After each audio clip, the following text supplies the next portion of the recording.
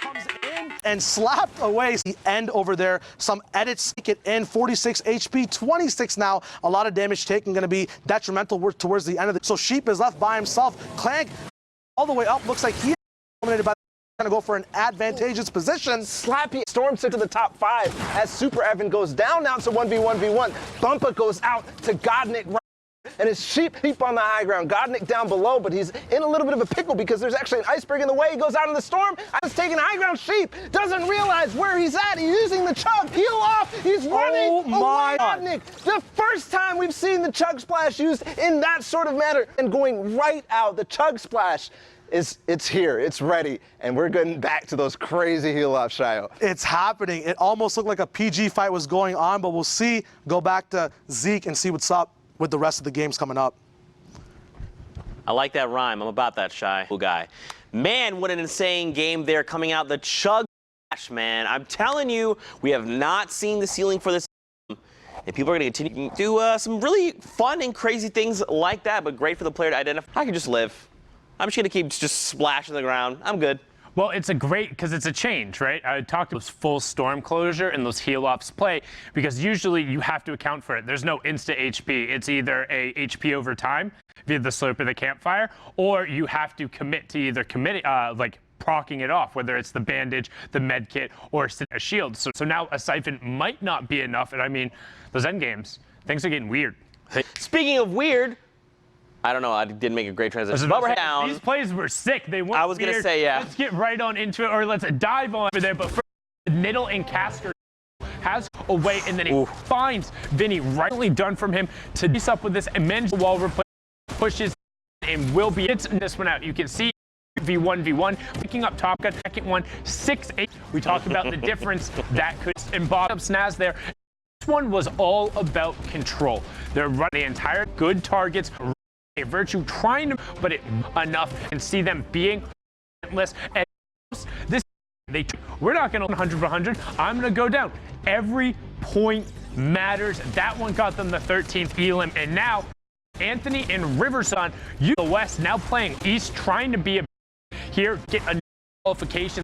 Wants it picking up there, push through, pulls up with a great flank and control to get T stay shot onto Bluff at the end. Just brilliantly done. Now do it with the new duo Anthony in the final week. We're used to seeing him with let's see if it's enough to get him up here on the standings. Here we go right now at the top, and Saf leading with 48 points. 4 games played, but right behind them you got the liquid duo of 72 and Vivid. Tetra and Eclipse right behind them, and look at this, man. That's, I mean, 8 points in striking distance is, you know, making it what, let's say, top 5 and a few victory royales, and suddenly you're finding yourself up all the way up here. I mean, this is still really, really close. And the one thing you have to realize, Eclipse and Tetra have already qualified. Zayt and Saf have already qualified. So right now it would be 72 hours in Vivid, Slacks and Keys, and then Assault and Innocent. But with all of these players here, we've talked about a reasonable pop-off game being about 15 points. It's a 5-win victory royale or a top 5. And in particular, because everyone kind of squishes together at the end, those numbers can be inflated. We've seen 20-plus point games. Yeah. We saw Stompy Dashinkin drop back-to-back 20-point games to take the top. It is still anybody's tournament for the last 3 spots. And again, this is it. After this, you're done. If you played on NA East, you can hang it up. If you're not going to New York, you get to watch with everyone else. That's right. And again, you know, if you're seeing these players and you don't recognize them, or maybe you do, just take a moment, send them some love. They're playing their hearts out right now, trying to punch their tickets. But Fortnite fam, we're ready to hop back into more games. Thank you so much, Sonna, for hanging out. We're going for a dip, so let's send it back over to Bala and Shia Wager. Always on fleek, and so is, and as we get into Dubs and Mega, the big titans of the entire server on solos, and nice, varied actually, rotation coming in, a flintlock pistol like a Deer and her Fawn as these guys move around the fields available as well, and these mats as well when they use this type of rotation. That you can always basically count on maybe a glider redeploy, shadows or something. And that flintlock, hey, sometimes you have it and you're like, oh, I don't have any rotation, but it saves the day here as Dubs and Mega make their way towards the zone. Top 20 still happen. Now, is just really impressive. Use these many limited without taking pitch, as it's so hard to do when one player has the ball and the other player experienced. The prop is going to be calling the shots on who to shoot at. Dubs looking at.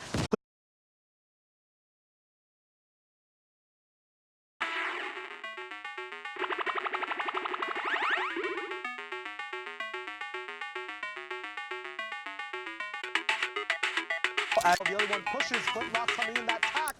Double out representing his niche. So we'll see what else these duels can do as we look at a huge, everyone on the same layer on this mountain in the map. Now, starting to flatten out, but we know those change things very fast.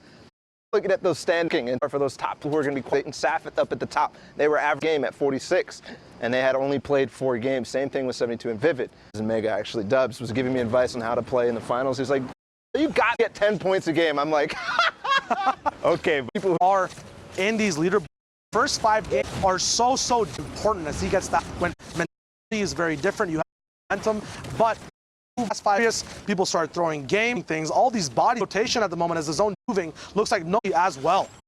And I'm already seeing top Vivid and 72, and we saw Max as well. This team is look for shots as he sees.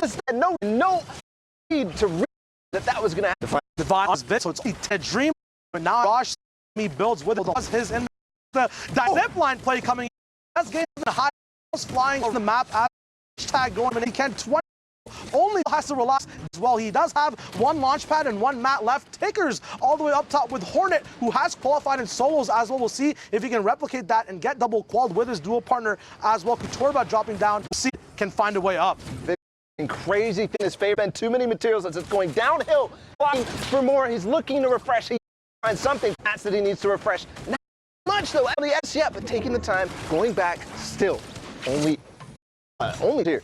Vivid, can you really, with no mats from all, now into the top 5? He is doing this. Big thing, these low ground eliminations, everyone else is in shambles. The big wall knowledge about where materials are and where the angles are to get in, has heavy snipers available as well. Takes multiple chances at moving through. Silent edits coming in. Big Enas as well as Frat gets floated. Is just moving in ways I've never seen. Can he get that launch pad off? No. It might not be enough time. Vivid now going down to the zone is going to hold back as much as possible to see if the enemies were making a mistake. But that's the game. Hornet and Tickers playing the positional game there and winning it off with all this multi-high and low ground coming out. Look at these tarps, Bala. Yeah, this fossil is ridiculous. But really, we could actually track. He had no materials through all of this. He barely contributed to that thing, but he survived until top 2. So what a performance there from Vivid, and that's why they're up there. That's why they're in 2nd place right now. It's always that 1 or 2 pop-off game, and it's always also about staying consistent. If Vivid and Tom keep playing that way, easily they can qualify this week 100%. We see Stinks now, the big focus, people carrying them more than I've seen right now in all these games. Nice dog peek and move.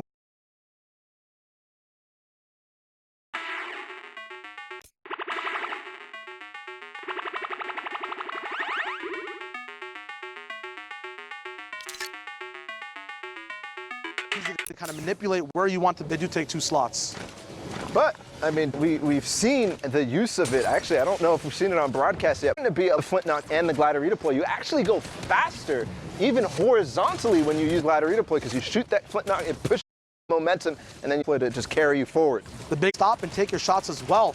We see a lot of stuff happening on low right now as well. We have on the server as well. What is this? Is this Mike Pika Maybe on East? the timings of West, they thought, hey, games now, and they fell off on the East. We'll can get 2 more qual spots on East compared to West.